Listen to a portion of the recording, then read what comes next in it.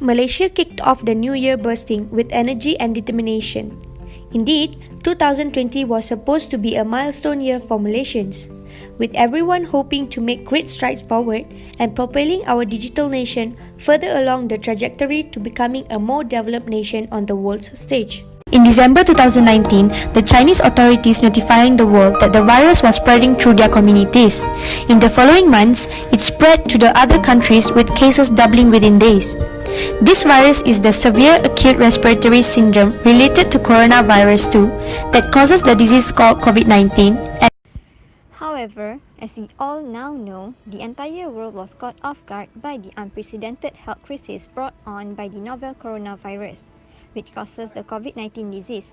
In addition to ensuing panic, the world economy has come to a virtual halt as the spread of COVID-19 has single-handedly disrupted the world. In what seems like the blink of an eye, this disease has upturned our lives and our businesses. Aimed at slowing down the spread of the pandemic, Malaysia's Movement Control Order (MCO) has now been in effect since 18 March 2020. At the time I penned these thoughts, we are moving in the right direction with encouraging results hard-won by the sacrifices by both the community as well as local businesses. Today, we are going to share how COVID-19 had affected four main sectors in Malaysia, which is including of hospitals, education, business, and even economy of Malaysia.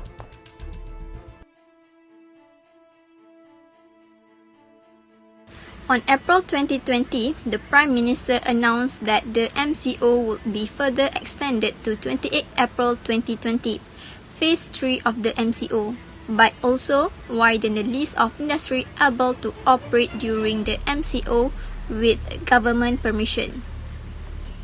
The MCO that have been announced by the Prime Minister does give effect to many sectors in Malaysia, including hospital. Some private hospitals, clinics, and pharmacies in Malaysia have recorded steep revenue drops by at least 50% during the COVID-19 crisis.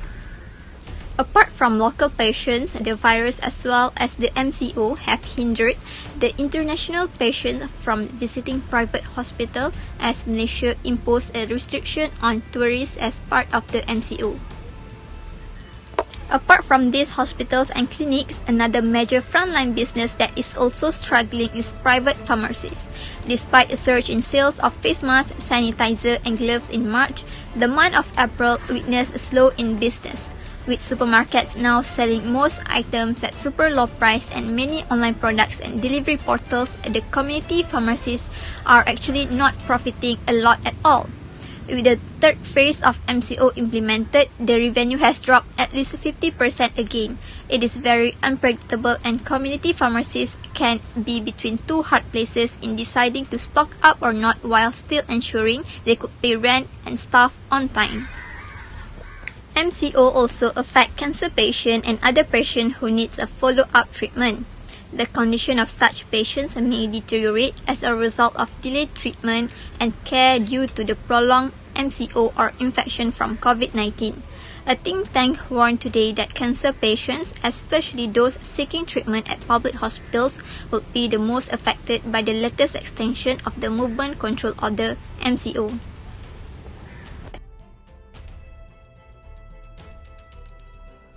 The new normal.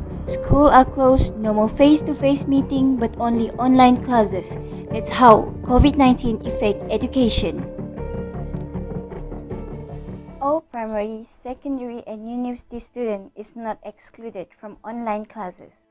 Some of primary school student online classes being handled by the teacher and the student itself, and some of it between the teacher and the parents or guardian. Online classes can be very difficult for those primary school students who handle their online classes by themselves. It is because they're still young and they're still new to the technology. So online classes require them to explore more about technology to make their studies easier. For high school and university students, they handle their online classes by themselves, this is way more easier compared to the primary school students. But high school students need to be very disciplined about their time. This is because they have a very packed schedule in a day, while some of the university students just have like 1 or 2 classes for a day. So online classes do have a good and bad effects for students. So before further ado, let's get to the point. For the good effect, firstly, flexible time and place. You are free to choose the time and place you want to study if you study online. This is because you are not overwhelmed by the time you have set in your classroom or college. You can choose when you want to learn at your own pace. Secondly, save money. Studying online can help you save money. For example, you don't have to spend your money to go to the courses that are far from your home. In addition, the cost of accommodation can be avoided if you go to classes far away just by studying online. For the bad effects, firstly, internet data. To learn online, it requires fast internet connection to streamline the learning process. Many of telecommunication companies offering a variety of internet packages. Students just need to choose the suitable one for them. Secondly, focus. Online classes is free and you will not be overlooked. So it is very easy for you to lose focus or get bored of learning. Eventually, you will miss something or maybe you will misunderstood the subject that you learned. COVID-19 gave a big impact to business that many entrepreneurs do not expect. The duration of the Movement Control Order (MCO) was followed by the Conditional Movement Control Order (CMCO) to curb the spread of the pandemic, leading to the temporary cessation of several business sectors. For business owners, one of the objectives to achieve during the hibernation period is to maintain business status even when business operations are disrupted. Small, medium or medium-sized enterprises have their own challenges. According to SME Corp Malaysia, this type of enterprise can be distinguished by annual sales volume and number of employees. It is not advisable to have a same approach to this business as the level of difficulty for issues, problems and challenges are not the same. In accounting principles, it is imperative for business owners to evaluate and report their financial position as if the business will continue. If companies' budget planning was created before MCO, they need to re-evaluate their business ability to continue operations. This is due to many changes and uncertainties that have to be faced. In the event that the business is temporarily halted, the cash inflow of the business should cease, but not for the cash outflow. There are still a lot of expenses that entrepreneurs need to bear. Many businesses added stock earlier this year in preparation for the festive season.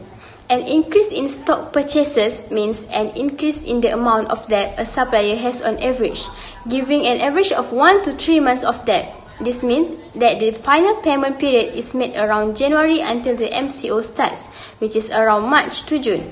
Even though some entrepreneurs get approved help and withholding payments, they still need to find ways to cope with income shortages or losses quickly. Some of business field or industry were allowed to operate during the MCO and CMCO. Entrepreneurs need to be persistent and pray for the COVID-19 crisis to end soon. It is possible that the facilities and assistance offered will continue to grow in the future.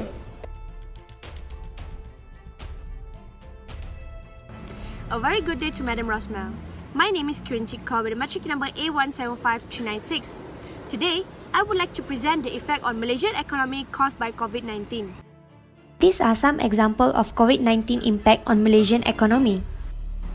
By now, it is clear that this pandemic will have intensely damaging effects on both the Malaysian macroeconomy as well as on the economic welfare of the rakyat. The main sources of economic damage in Malaysia are twofold. The first is the knock-on effect from the impacts of the coronavirus abroad. The second is generated domestically due to the newly imposed movement control measures. First, long before the partial lockdown measures in Malaysia, the outbreak of the new coronavirus in China had created wide-ranging supply and demand shocks that have reverberated across the globe. In Malaysia, the effect of these China shocks may be dire. The Malaysian economy is amongst the most highly exposed economies in the region to both Chinese demand and supply. China is Malaysia's #1 trading partner, a large source of foreign investment. Second, the MCO measures, while absolutely essential in impeding the outbreak of the new coronavirus in Malaysia, will have devastating economic costs too. Critically, the liquidity squeeze will be disproportionately felt by small and medium enterprises. and groups which is at risk such as lower income individuals, part-time and unemployed workers. This can have a knock-on effects on the entire economy, leaving businesses insolvent, individuals bankrupt, and the financial system saddled with non-performing loans. To combat the economic fallout from the coronavirus outbreak, Malaysia has unveiled a landmark comprehensive rescue plan worth a total of 250 billion. That's almost 1/5 of the country's gross domestic product. The package has earmarked almost 128 billion to protect the welfare of the people, 100 billion to support businesses, including the small and medium-sized enterprises, and 2 billion to strengthen the country's economy. It is inclusive of 20 billion stimuli package announced in February. For me, it is a very good move to bring back our economy back on track. The question of how pandemics end depends on how it starts. If they start fast with a steep slope, they end badly. If they start slow with a not so steep slope, it's an okayish. And in this day and age, it really is in all of our hands, literally and figuratively.